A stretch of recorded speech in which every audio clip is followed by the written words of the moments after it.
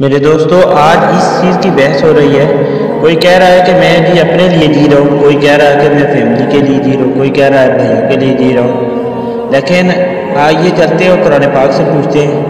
اللہ کا کلام ہے کہ اللہ پاک کیا فرما رہے ہیں قرآن مجید۔ اے نبی فرما دیجئے کہ ان صلاتی تمہارا نماز پڑھنا، ونسکی تمہارا قربانی کرنا، ومحیایا تمہارا جینا، ومماتی تمہارا مرنا، کس کے لیے ہو؟ للہ رب العالمین، تمہارے رب کے لیے، اللہ رب الجلال کے لیے۔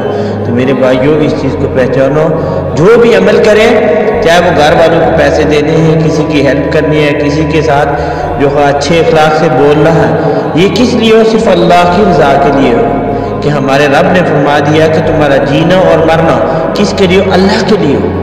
تو میرے بھائیوں، اس بات کو سمجھو، اس بات کو دل پہ لو، اس بات کو دل پہ لو اور کہو ہمارا جینا مرنا ہر چیز اللہ کے لیے ہے، بس اور کسی کے لیے نہیں، صرف اللہ کے لیے جینا سیکھے۔